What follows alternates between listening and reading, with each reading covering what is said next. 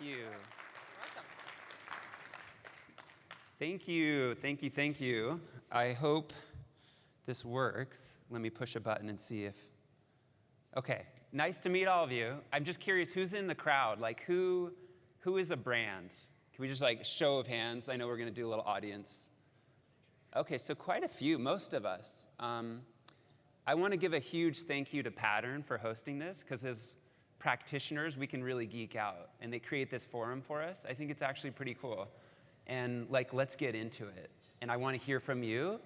And a lot of this conversation is about, like, getting into the nuts and bolts of starting a brand or building a business or doing growth marketing or how we do our fulfillment. And I think a lot of this is like, I'm here to learn from you. So let's have a conversation. We'll definitely have like a ton of space for Q&A, and would love to hear more about you. So most of us are from a brand. Who's from an agency? Anyone like doing digital marketing, or they're from, okay, so just a handful. Good to see you. And how about who uses Pattern? Who's like already a customer of Pattern? Okay. Who's considering becoming a customer or a partner with Pattern? Yeah, okay. So the salespeople, you owe me for that, because you can like pick them out now. We're actually now considering it, and actually it's been super helpful to be here, and it's been very eye-opening. I think John LeBaron, is he in the audience? He did a great job in that presentation, and I was just taking some notes on some of the data. It's funny, I worked at Google for 7 years, and we did a Retail 2020 project in 2015. We were trying to predict the future of what's coming in e-commerce. And it's so cool to see his charts and like, oh my gosh, we're only at like 25% adoption on e-commerce. Like, I think that happened slower than we had expected. I don't know if people agree, but I mean, anyway, so huge thanks to Pattern, to John LeBaron. Is Bo Euler here? He's a good friend, and good to see all of you guys and reconnect here at this like great conference. So my goal, again, in coming here and having this conversation, what we get out of this, selfishly, is to meet you and to like kind of throw a few of our ideas at you and then get your feedback and thoughts for our business. And then if there's anything that we can geek out on together, let's do it, like either in this chat or afterward, because this is like, let's help each other out, right? And that's like the whole ethos of our business, because clearly we don't know enough about what we're doing to make this business work and to run this YouTube channel. So we go out and we're lucky enough to go and like talk to experts like you all and bounce ideas off of you. And you know, whether that's AI or whether it's fulfillment or growth marketing, there's just like the whole thing. So it's a real pleasure and opportunity to be here together. Now, selfishly, I'm even gonna just like be completely shameless. We also want a few things. Like, we're hiring a few people. One of those people would do partnerships for us. So that includes multi-million-dollar brand deals for YouTuber Mark Rober, which I'll get into in a second. Inbound and outbound opportunities. Someone with kind of like 5 to 15 years of experience. So that's one hire we need. Another one is a head of education. And what we want to do is radically improve science education starting in middle schools in the US. And I'll get into that in a second too. So we need like a GM, like a head of education, to go and do that. So somebody who's either had P&L experience, oh my gosh, I'm being so shameful. This is so bad. Someone like that profile. And we're really excited about that role as well.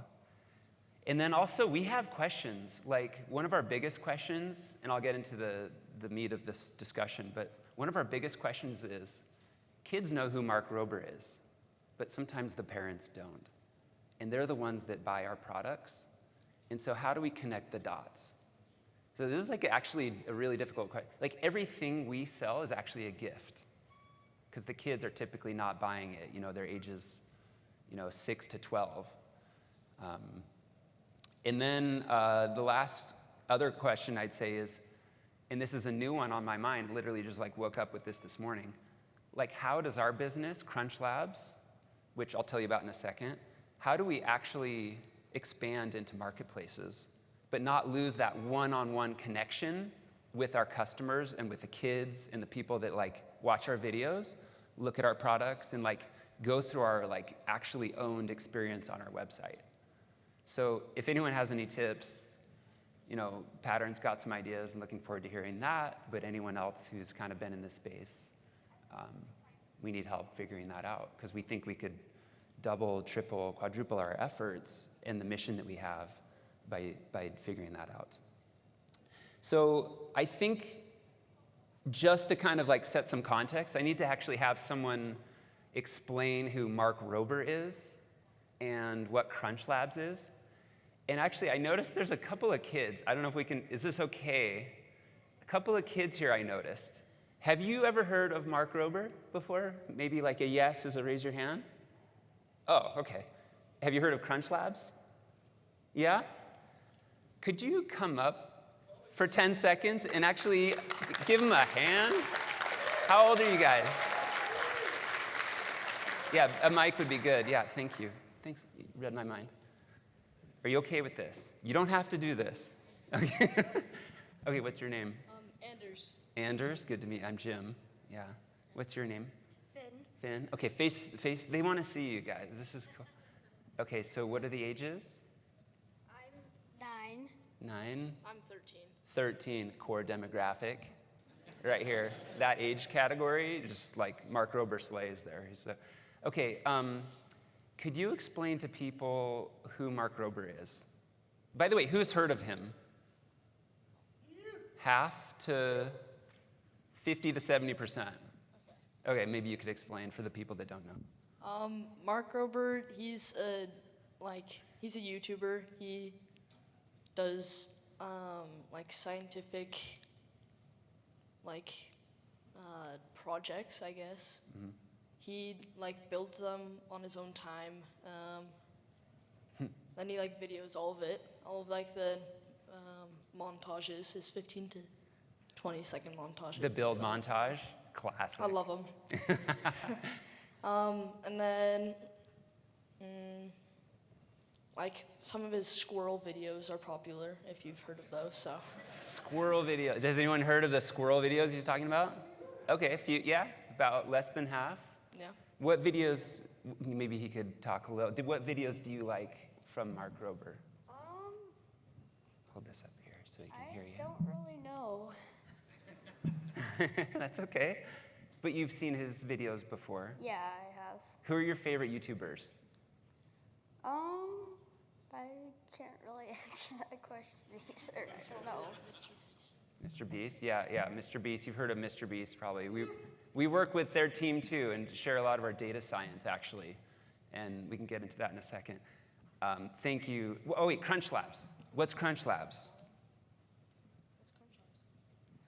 CrunchLabs is like a company who sells like shirts or whatever you call them. Good. Clothes. Yeah, give it up.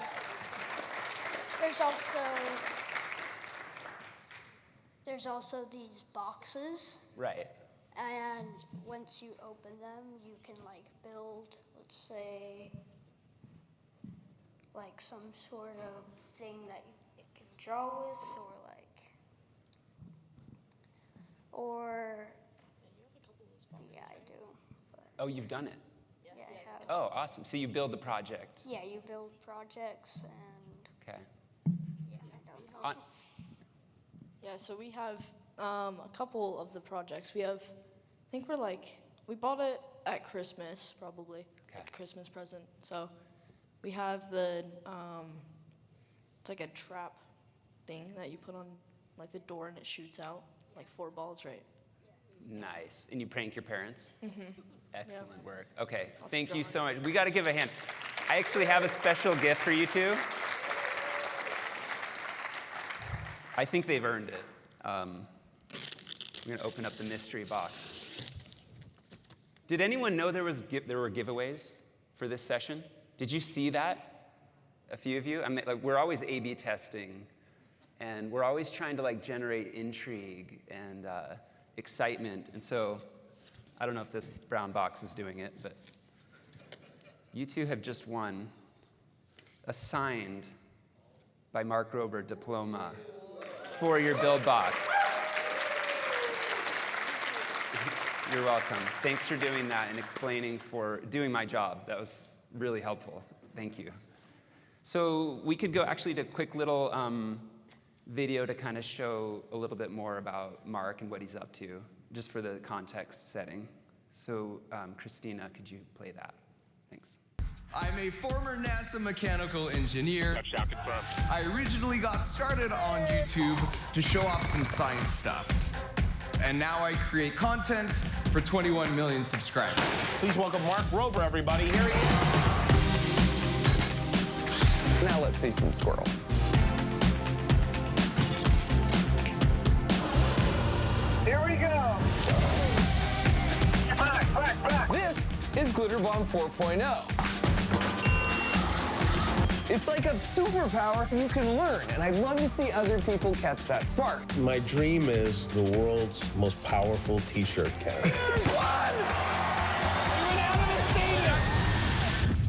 Oh, good to meet you. Yeah? These massive drones are attempting to plant 20 million trees from the sky. The YouTube community is passionate and they're ready to act. They're energized to make change. We see the science and we care. We want to remove 30 million pounds of trash from the ocean. Which is just so freaking audacious. This only happens if we all work together. We can be a catalyst for positive change in this world.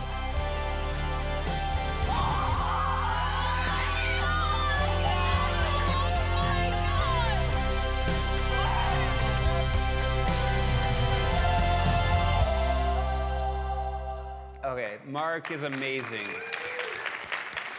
Isn't that special? And just seeing that video, doesn't that look fun? The truth is, that's my recurring nightmare. Do you know what goes into those videos? It looks like he's in his backyard playing with squirrels and like filming himself, and it's just him. I just had a flood of emotions watching that again. Seriously, I don't often watch that. Just thinking about those sharks and being on that boat at 2 a.m. with Discovery Channel and just the chum we had to create, and it's just like 500 killer sharks all around you. Awful. This is like an expose of Mark Rober. You're gonna hear some inside stuff, and it's gonna stay with us, okay? This is gonna be a therapy session a little bit. He's gone and done he does these builds that you were telling us about. Thank you for doing that. He'll come up with an idea. It's like, okay, Squirrel Olympics. And he's so excited. He's got the enthusiasm of my 11-year-old son. And he's like that. He's like a dangerously equipped boy. And you don't always know what he knows about the real world. So he'll be like, Squirrel Olympics, it's gonna be great. And I'm thinking, maybe we should just, maybe we should check with the lawyers on doing a video about the Olympics, just to be sure, right? It turns out there's an entire body of law that's internationally accepted about how Olympics and trademarks work. And we had almost just completely created this video, and it's just we would have been shut down. And so little things like that, how do you keep his enthusiasm and let him do what he does best, which is these amazing builds, and not kill that creativity, but actually not go to jail, which continually is another trend and theme that we face. So the Squirrel Olympics, we negotiated with the lawyers basically and realized if we shaped the Olympic rings like acorns, for squirrels, that would actually pass. That was our way our fix to that one. Another one is we were talking to the head of NASA because we ran into a problem launching an egg into space. And we wanted to recapture the egg as it was coming down. to actually like locate this thing and like get it to guide to where we wanted it to land and like create a good video and film that, we ran into some problems. Our engineers ran into some problems with the basically like the calculations to like figure out how this thing is going, where it's going to land. And so Mark calls his buddy, the head of engineering at NASA. Here's the situation. We need a little help with this calculation. It's not like working out for us. And he's like, Mark, I can't tell you that answer. That's a federally protected state secret, because what you're doing is a missile guidance system. And there's a reason it's really hard, and not that many people have figured it out, and not all the countries have. So that's actually like a US national secret. So we're like, oh, okay. So you don't want to like rain on his parade, but we also don't want to like go to federal prison for espionage or whatever. So that was fun, and then we just ended up like throwing out mattresses, and the thing landed, and it was fine. But they successfully, got the egg to drop from space. And then another one is, I got called last week. They're like, hey, we want to rent a laser. It's like $120,000, and it takes about the power of Salt Lake City to power. And we're gonna rent it for like 4 days, and we're gonna melt a boat, and it's gonna sink. It's gonna be hilarious. I'm like, how do you even like value, is that something we should do or not? My view is just like, get out of the way of this person, because they're just gonna do hilarious, fun stuff. So I had known Mark before he had even 1 million subscribers. I worked at Google. I was like, hey, you gotta talk to this guy, he's great. They wouldn't talk to him. And now he's got 50 million subscribers. He's the biggest science channel on YouTube. He's my business partner. And he approached me and he said, hey, because we had been playing soccer together. And he's also really good at soccer. I hate him. And so he's like, look, I want to kind of start a thing. So I said, okay. We're in my kitchen. I'm like, let me take 10 hours and I'll kind of lay out what this business would look like and some of the plans about it. Fast forward 10 hours, we're talking, and I basically had like laid out the 80 things you would have to do, and hire the people to hire the people, and build all the fulfillment and the retention plan and the monthly subscription cycle and the curriculum and the YouTube channel and how it integrates and how everyone gets paid and everyone's happy. And then he's like, yeah, I want you to run it and do this. And I was just minding my own business. I had unlimited soft serve within like 2 minutes walking distance at Google. And I was there multiple times a day. So this was like, why have you ruined my life? I was such a happy place. But we figured out like, okay, I think what my job was is like convert this guy's brand. It's like just such a great brand. It's so good for the world. I admit, he does a lot, it's great. And I think what we needed to do was translate that into an independent, profitable, growing business that can help achieve the mission in an expanded way. And what is that mission of Mark and of CrunchLabs? It's to get kids stoked about learning. It's about STEM education and getting people like really focused and getting excited for that next thing, getting the spark. And he's really good at hiding the vegetables. So getting you interested with a thumbnail and then pulling you in, and pretty soon you've learned about angular momentum or some scientific principle and you didn't even know it. So that's pretty cool. And I just knew, this was gonna be successful because he had this brand built up.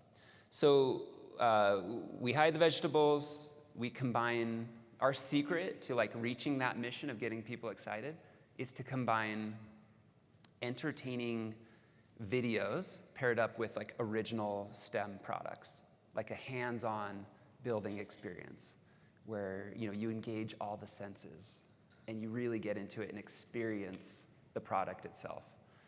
And so a few questions that we often get, and just kind of hopefully if any of this relates to your businesses or your job, that's kind of why I'm throwing these things out, and then want ideas and thoughts, because we'll do a hearty Q&A session coming up here as well.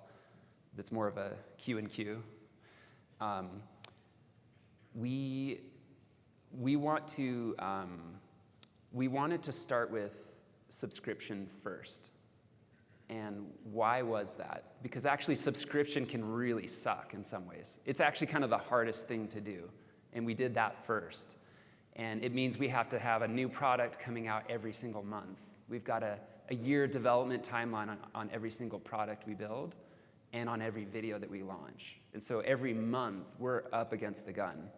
We need to do actually multiple products and about 5 videos produced every month now to kind of meet our. So why did we do that? Well, we thought the subscription model allows us to actually not just have like a one and done product. Like Mark could do a beverage, or he could do a singular toy you find in Target or something. And not to rule that out, but a subscription allows you just to have like that direct connection with the user and have like a digital experience with our videos or interactivity. And then also it allows people to try out the product, like low stakes. If you just do like a monthly subscription, cancel it anytime. And we felt we need to make a premium product that stands on its own, even if Mark weren't in the picture. Something that like actually these kids would be interested in playing with and building and like feel the accomplishment of building something. So that's kind of why we did subscription. We ultimately think what we're kind of selling, and want your feedback on this, we kind of think we're selling good parenting. Like if you want your kids, even if they're not that interested in STEM, at least they're getting this lesson in resilience. And all the principles you're learning through our products and the videos are about that resilience. Like you actually in science, you press things until they fail. It's okay to fail. We fail. On that egg drop from space video, it was like hundreds of thousands of dollars just like going down the drain with all these failed launches and stuff. And I thought Mark was gonna just like actually break. But every single time he picked it up, and it took him a day. It was like a day emotional ride. And then he's like, no, I've got it. I've got the solution now. And it's also an advantage that he's built the landing systems that landed 2 rovers onto the planet Mars. So he's like actually pretty good at the engineering part. And so they'll like, the engineers will work out the problems and get it done. So another question is like, what about the box and the thing that we ship, the product itself? And we think of it in terms of before you open the box, during the unboxing, and then after. And just quickly what that looks like for us is before you open that box, you have the opportunity to win the platinum ticket. Thank you. That's an all-expense-paid trip for you and your family to come on out to the secret laboratory called CrunchLabs, which is actually a real place, where there's giant foam pits, there's like secret passageways, there's a tennis ball cannon from American Gladiators that shoots, and if you hit a bullseye across the room, you win the $10,000 in cash up there, and just all this crazy. It's where we make the videos. It's where we have the engineering, a dozen engineers making these toys and all the crazy stuff in these videos. And that's a place where you get to come out and build with Mark and the entire team. Build, you get to play, basically. Do the go-karts and all the stuff. So we really thought about that, capturing the imagination and the interest and getting kids to open the box. And that's like our best marketing dollar spent on that sweepstakes. Is every month a lucky kid wins that. And they come out to the lab, and it is the cutest thing you've ever seen. It's like Willy Wonka. Now, during the unboxing, this is a critical part too. This was a pre-production photo on my kitchen table. The brown lid in the box there's actually a lid sticker that has a big old QR code. So kids can open up their tablet or whatever and just like get into the video experience about the toy. So the goal is, in the video you're seeing kind of on repeat here, sorry about that, is the principles of how the toy actually works. So in this toy, this is the disc launcher. It's like this really precise toy. You build it, and it shoots discs like perfectly. It's really cool. And you learn about flywheels and how a flywheel can actually store mechanical energy, and then you can use that later. So you have 6-year-old kids coming up to us and being like, no, here's how a flywheel works. It imparts momentum onto another object, and that's what happened with them. And then they get this little badge, the gear badge. That's the little thing that says, you know, flywheels. So they know what a flywheel is and how it works. And they put that into their diploma, which is that wooden thing, and there's 12 slots. He's got one here now. So, and that's actually the number one thing people bring now to Mark to sign. It's like, my diploma, I've been working on it. And of course, we ship the year 2 diploma in box number 12 ahead of their auto renewal for the next year. That's a little evil, I realize, but it's worth the money to kind of put that other thing in there for the next year and keep them going, because we're gonna have multiple years. And once they're done with build box, which is like for 6 to 12-year-olds, we actually just last month announced our new line for teens and adults, and that's called Hack Pack. And what that is it's a robot in a box, and it's got an Arduino, so a microcontroller that you can program, and there's a website on our site where you can go in and change the code and learn how it works. And there's levels 1, 2, and 3, like depending how much you know about coding, from nothing to a true expert. And that's really doing well. And it's a lot of people like me, you know, or us that maybe didn't learn to code in school. So this is the kind of an opportunity to learn about robotics and mechatronics and coding and Arduinos. So very fun. So I got off track, but after the unboxing is about the diploma, remembering what you built and building up your knowledge set to show yourself and other people around you what you know and what you've learned. And so that's kind of like before, during, and after the unboxing. People ask us how we do organic versus paid marketing. The majority of our business, by the way, Bo Euler and Enlisted Pattern helped us with our logo for Hack Pack. We're very happy. It's very cool. In fact, that's what it looks like right there. This is the first that came out, robot in a box. So maybe someone might win one today. So how do we do organic versus paid? It's like a drug. The paid, like we're nervous to spend into it, but we definitely do, and we have a pretty good growth marketing team. It does data science and like all the paid across a dozen channels. It's just so tempting to just make another video though. So we have to do both. We have to do organic, augmented with paid. And we're just like constantly running all these tests on Mark's videos, efficacy versus the paid, and when it's done in conjunction, and we do holdouts. So if you want to geek out, let's chat about some of that later. I want to switch a little about the experience and the brand thing. What percentage of customers say that a company's experience, the overall experience with the product, is as important as the product itself? So this kind of goes to the question of like marketplace versus selling direct to consumer via our website only. Does anyone want to venture? And by the way, hopefully it's like people with a kid that might want a little toy gift to bring home. Okay, over here. Yeah, let's hear your guess. 90%. You are incorrect. I'm sorry, but you won a prize. Consolation prize.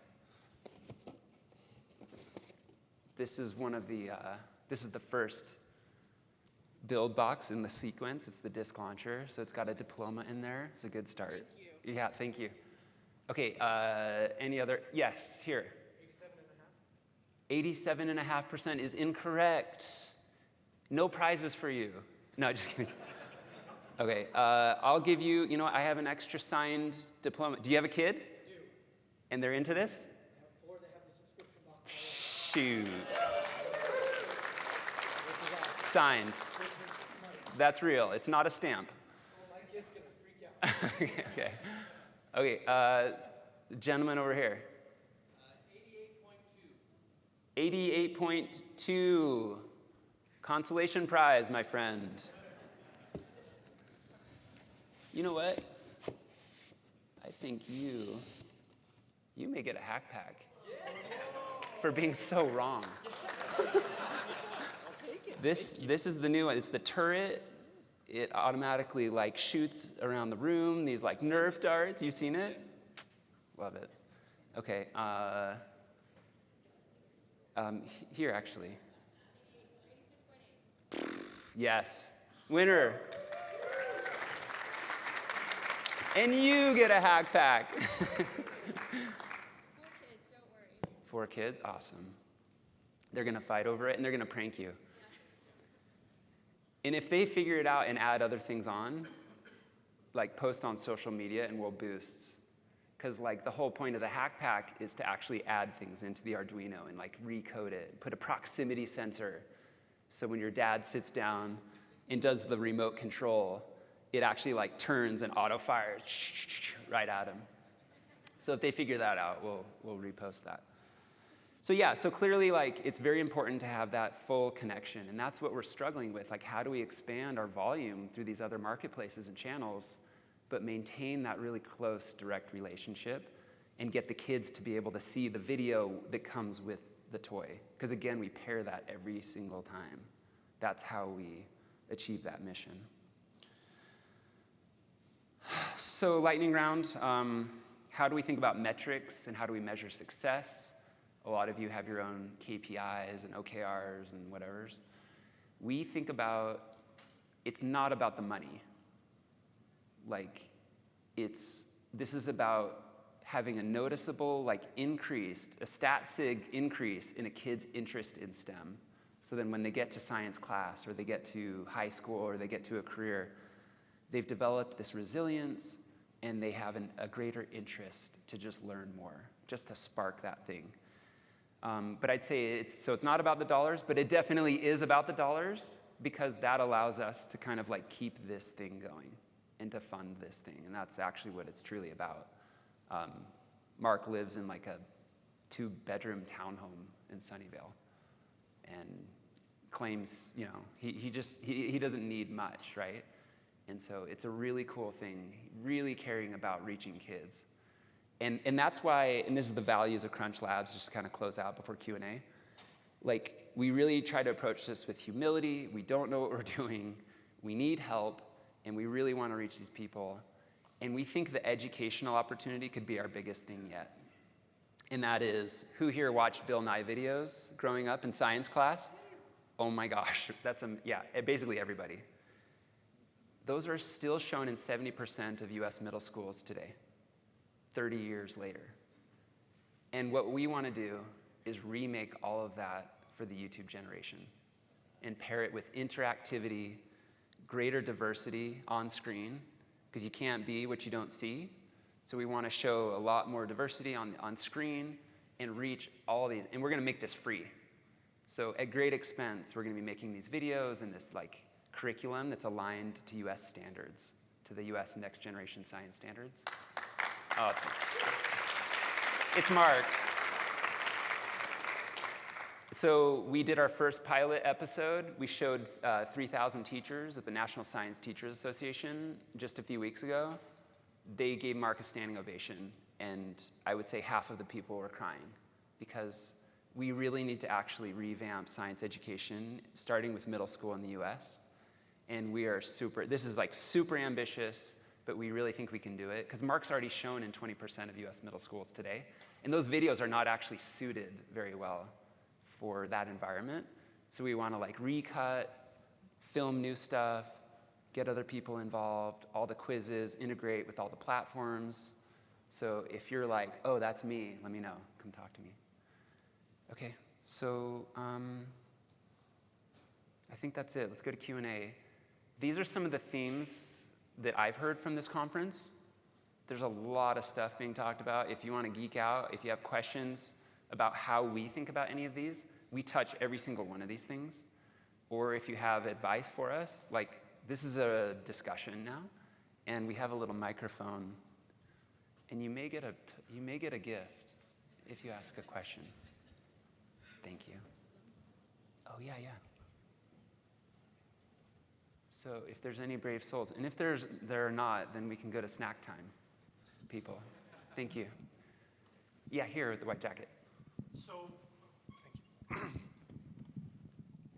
If you wouldn't mind giving us a little history lesson, what was that nexus moment for Mark? Did he set out to be this influencer, or was it just like cool video? Like, what was that first? His first, thing? yeah. Good question on when Mark started. He's actually like really nerdy, and he was working at NASA JPL, and he made a Halloween costume that was like taking two iPads and put a hole in the middle to make it look like he was see-through. And it was like kind of laced with like red blood to look, you know, like it was a fake or like a. And so he posted that on YouTube. It instantly went viral, and he was on like, it just blew up. And he's like, I like this. And so then he's like, I have a lot more ideas like this. And he still does. He has like over 100 ideas. Not all of them are good. Most of them will get us in jail. But the ones, you know, he has a lot of banger ideas. And so he just like kept doing it. And if you watch his early videos, it's funny because he's like, hi, we wanted to test if the people would stop for a turtle on the side of the road that was crossing. He didn't have a voice. And so he's built up in editing his own videos. He's actually like trained himself, and he's found where the retention curves drop. And now we're finding stuff YouTube doesn't find sometimes. And we'll like call up their engineers, and they're like, oh, there's an outage.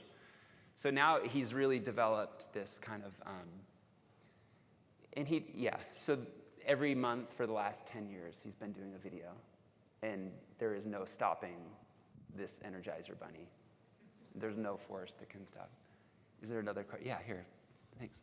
Could you tell us a little bit more about the relationship with you, Mr. Beast, data sharing, stuff like that? Yeah, the question is, for if it wasn't mic'd, how do we share with Mr. Beast's channel and some of the data science? Yeah. So privately, they just hired a Harvard PhD in data science. The sophisticated, it looks like a bunch of, you know, pizzazz, and like, it looks a little zany on some of the videos, but there's actually a really deep data science capability there on their channel and also on ours. So actually that guy, I'm giving him a desk at our lab because he lives locally, and he'll basically, to pay for that, he needs to give us one insight from their channel a day. It could be small, it could be big, and then we share back with them. And then like when you launch videos, we ride each other's waves. So, and then how we deal with shorts and gaining new subscribers, we compare notes as well. So like Mark gained 15 million additional YouTube subscribers in the last 1 month. And so figuring this stuff out is highly valuable. And there's tricks, there's ways, they come and go. And so being on top of that, we're not the type of channel that like looks at the trends and then makes a video to the trend. Mark's just got it in his head. So the other day he's like, yeah, I'm gonna do this video, and we're like, banger, banger, banger. And then he's like, and then I'm gonna do a video about bed bugs. And it was like, the room just like deflated. We're like, oh my gosh. But it's actually super smart because now that video gets like millions of views every month, even though that video was out like a year ago. Because anytime you get bed bugs, people search that. And it's like no other video about bed bugs is out there. He owns bed bugs as a category now. And he wasn't thinking data first, but like looking back, now that informs, oh, maybe there's some other cool topics that we could get into. And I know Beast's channel does this as well, but even more so.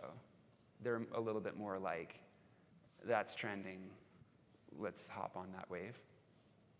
Yeah. Question over here. Yeah, thanks. So the YouTube channel has done great, the subscription box has done great. At what point do you consider going into big box retailers? Great question about retail. Yeah, we are now designing products suited for retail stores and things that may not be a buildable project, but something that you'd play with and open on the drive home. And then maybe there's like family-oriented things privately, like board games or things we could do as families, because it's like family-friendly content. And we would pair those products with a video as well. So like you get this really cool thing. Like let's say it's the next version of a Nerf gun. It's like, how does that thing work? And there'd be a video about it that's entertaining, and there's the world's biggest, giant version of that. But also like maybe we'd use a compliant mechanism, and then the video would talk about how that works, and then kids are like, oh, I could do that for my own 3D print at home, or I could do that to help my mom with something, which now my 11-year-old has done. He 3D printed this thing that holds the washing machine door open using a compliant mechanism. He doesn't know the name totally, but he's like, oh, that would like hold that way. So that kind of thing in retail we think would be. Now, feedback, we think we would actually launch those retail products on our direct-to-consumer website first, CrunchLabs.com, see what the data's like, and then have the conversation with Target and Walmart and be like, we got all the cards. We know what sells, with that sampling. So good, bad, we'll see. Over here, thanks. You want me to wait for a mic? Oh, sorry, you'll be next. The gentleman in blue has the mic. Thank you. So in honor of STEM and nerdiness, I'm going to ask a nerdy, boring question. I'm curious with the paid media that you say that you use sometimes to build the brand, what are the numbers that you're looking at to justify that spend? Like traffic to the website or YouTube subscriptions? Or are you trying to track to like purchase of subscription boxes to get to ROAS? Like, love to know how you think about that. Yeah, great question about the metrics in growth marketing. I don't even really look at ROAS too much at all. We look at CAC and LTV. We are all a CAC and LTV shop. And so we have estimates of our different like subscription types and location, like even down to DMA level, like zip code, like income levels in those zip codes. How penetrated are we? And how are we spending into those locations? And what are the LTVs for those people? And then we're always trying to run at least like, a 3x or better LTV to CAC ratio. And by CAC, I mean customer acquisition cost. Like how much did it cost us to get a fully landed subscriber that's like actually subscribed on our website? So we look at CAC, we try to be, and our growth marketing team definitely keeps it within a threshold. We go over for tests, and we limit those tests to like $10,000 so we don't have runaway spend. Like I don't want to see $100,000 or $500,000 spent toward like inefficient ads. And then we use an outside agency. We thought we'd be good at making ads, and we're okay at it, but actually there's experts that can make the ads themselves, and they know the tips and tricks and the colors and the placement of the words and the timing of the video ads and how many stills versus video to do. And we're definitely looking at CAC to LTV to CAC, I mean. There was a question here that we skipped over, and then we got 2 minutes left. So I was interested to see you have the influencers on your list, and I know like a big way that Mark Rober does this is with his partnerships with other channels like Mr. Beast. I saw, I forget the name of the magician that he was in that.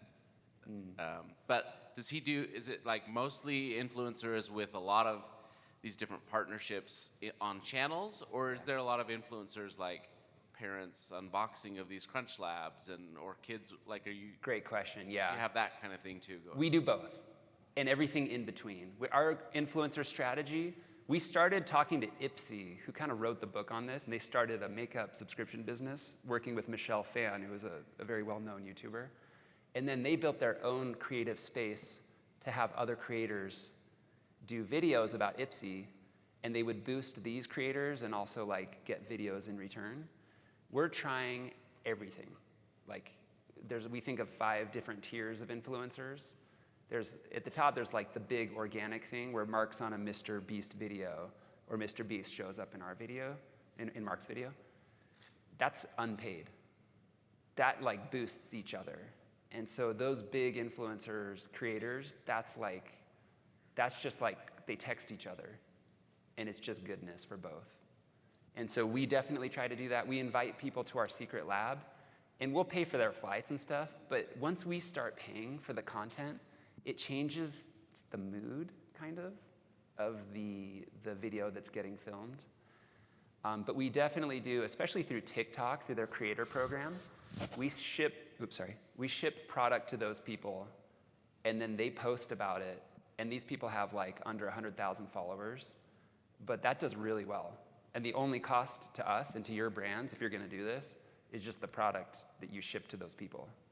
So at the lower end, in like, you know, reaching like parent bloggers, like mom vloggers, all this stuff, like we definitely reach out to them. We invite them to the lab, or we sometimes do it, we pay them via our affiliate program. So they get a nice cut for every new subscription, and we look at the CAC and LTV on those as well.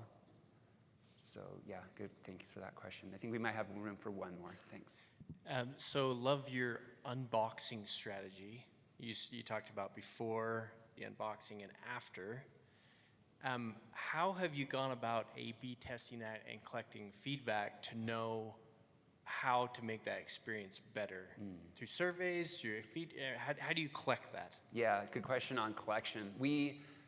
Every single product, we get the feedback on just that product. We don't release that on our website. That's actually internal. And we look at and we dissect the notes, and we try to reach back to those people as well and get a little more qualitative information about it. We don't A/B test our subscription sequence, but we're trying to get to that point. We use Shopify and Recharge, and they're working with us to enable like multiple sequences, and we'll A/B test that and which one has the best retention for the sequence of toys. But in the unboxing, we look at the QR code and how many people opened the video through that QR code. So like, oh, is it trending at 70% of people that get the box are opening the video through the box? And looking at the booklet as well separately, like who's opening and reading the booklet. But we don't change how that thing's kitted, or we don't change the art. We try to, the one thing we do need to do is put Mark's face on the box. Because people, again, to my first question, how do we connect the dots for parents who don't know who Mark is, but kids who do? And sometimes when they see his face, they're like, oh, that's like the glitter bomb guy or the squirrel video guy. So that's where we're falling short. We know that just from conversations that we have with people about the packaging and the unboxing experience. Okay, I think we're out of time. Thank you so much, and look forward to meeting and talking with you.